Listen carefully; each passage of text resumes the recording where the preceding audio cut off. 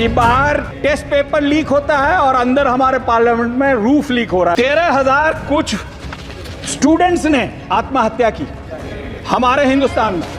ये बांग्लादेश की बात बहुत करते हैं, बांग्लादेश का जीडीपी हमसे बेहतर है, और वही नहीं, हमारे यहाँ के बच्चे 9,500 वहां पढ़ते हैं। नए नए इंस्टीट्यूशन की बात करते हैं मोदी सरकार, लेकिन जो पुराने इंस्टीट्यूट हैं हमारे यहाँ किशनगंज, जो नेशनल टेस्टिंग एजेंसी बनाई गई आदरणीय मोदी जी की सरकार ने बनाई, और क्या देखा हमने, 7 साल में 70 ऐसे केसेस हुए जो पेपर लीक हुए।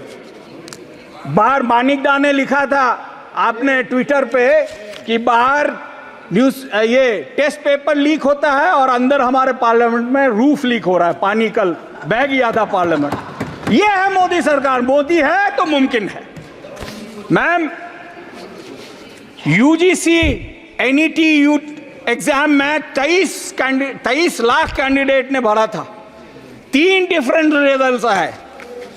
9 लाख से ज्यादा candidate across 300 countries UGC NET में किया। आपने 1-1 हजार करके उनसे फीस ली, पता नहीं और कितने कितने हजार उनको पैसा लग गया होगा एग्जाम देने में और फीस भरने में। आदरणीय मोदी हमारे शिक्षा मंत्री, जिनकी मैं बहुत रिस्पेक्ट करता हूं, उन्होंने यहीं पे कहा था इंटीग्रिटी ऑफ द एग्जाम में be compromised. It is not only the integrity of the exams, but sir it is the integrity of this government which has been compromised. बड़ी अफसोस की बात है मैम, ये सब हालात को देखते हुए जितना प्रेशर है बच्चों को वो नहीं ले पा रहे हैं। आपको एक आंकड़ा बताते हुए जो मुझे बड़ी तकलीफ हो रही है कि पिछले कुछ सालों में लगभग 13,000 कुछ स्टूडेंट्स ने आत्महत्या की हमारे हिंदुस्तान में। और पता है क्यों?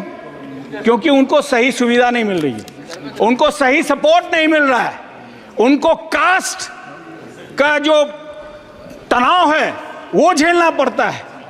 इसीलिए लगभग 3 suicide every 2 hours is happening in India, जो बहुत ही शर्मनाक है किसी भी मुल्क के लिए। और इसीलिए हमारे आदरणीय नेता कहते हैं कि इसका कास्ट सेंसस होना चाहिए और उसको सुविधा मिलनी चाहिए जिसको जितना हक है। मैम,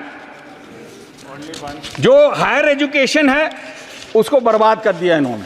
बर्बाद इसलिए किया क्योंकि जैसा मैंने बताया वैकेंसी, मैम अभी तो 5 ही मिनट हुए ma'am, I am the initiator of this. 10 minute होने को है, 1 मिनट में बात कर लीजिए मैम। 1 मिनट में मैम 2 मिनट दे करिए कंप्लीट करिए। मैम क्या अभी तो 2 ही मिनट हुए मैम।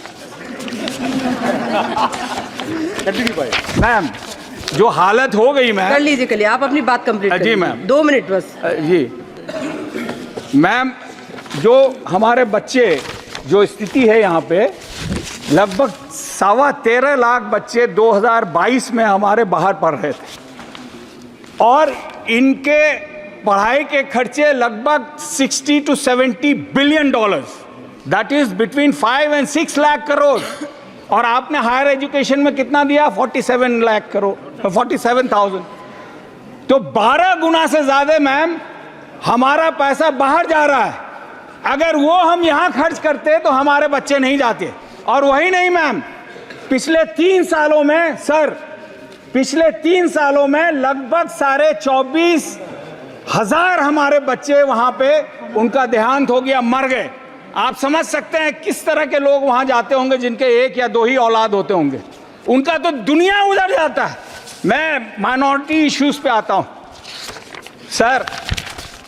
किशनगंज के बारे में तो आपको मेरे ख्याल से आप भी रट गए होंगे, हम भी रट गए होंगे। यहाँ बापूजी का मूर्ति था, हम लोग बैनर लगा के प्रोटेस्ट करते थे, वो भी आपने पीछे करवा दिया। मेरी आपसे गुजारिश है कि जो स्कीम्स हैं, डिफरेंट स्कीम्स हैं माइनॉरिटीज के लिए, उसको चालू कीजिए। जो स्कॉलरशिप है उसको चालू कीजिए। एक आपने यूपीएससी के लिए दिया था, मुझे याद है 2020 में कुछ लोगों ने ये कहा कि भाई ये यूपीएससी जिहाद है। 4% मुस्लिम कैंडिडेट वो उसमें पास किए थे और आबादी हमारी 15% है, और आपने वो स्कीम बंद कर दिया। मैं चाहता हूं कि उसको चालू करें, क्योंकि उसके बाद क्या हुआ कि अगले साल वो 4% घट के 3.6% हुआ, और उसके अगले साल वो घट के 3.1% हो गया। Sir, we also have as much intelligence as anybody else. We can contribute as much as anybody else in this country, and we have contributed. So इसीलिए I appeal to you, sir, that you should not discriminate. I know this government stands on discrimination.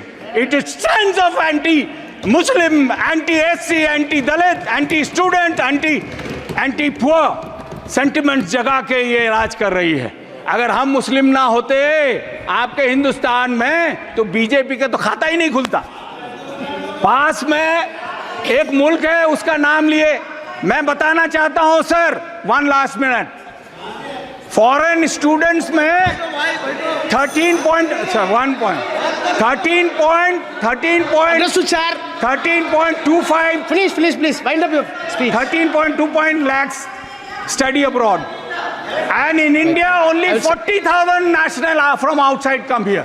ये बांग्लादेश की बात बहुत करते हैं, बांग्लादेश का GDP हमसे बेहतर है, और वही नहीं, हमारे यहाँ के बच्चे 9,500 वहां पढ़ते हैं और उनके सिर्फ 2,000-2,600 बच्चे यहाँ पढ़ते हैं। नए नए इंस्टीट्यूशन की बात करते हैं मोदी सरकार, लेकिन जो पुराने इंस्टीट्यूट हैं हमारे यहाँ, किशनगंज जो 12 साल पहले दिया गया, आज तक फंड नहीं दिया गया। आई respect my honourable minister, he always meets me with very much affection. Sir, अब तो पास करा दीजिए प्लीज, टीचिंग नॉन टीचिंग भी, उस पर मैं आऊंगा फिर से। सर, 4,80,000 लगभग वैकेंसीज है टीचर्स की, और बिहार से जहां से मैं ताल्लुक रखता हूं वहां लगभग 1.25 लाख लोग टीचर्स नहीं है। अब बताइए तालीम कहां से हासिल होगी? पढ़ाने वाले ही नहीं है तो क्या पढ़ेंगे हम?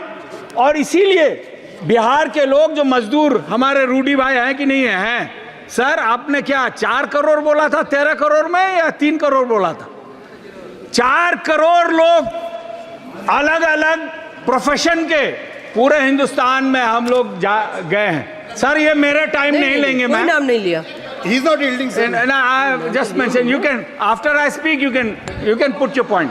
नहीं, नाम कहाँ लिया? मैम, और वही नहीं मैम,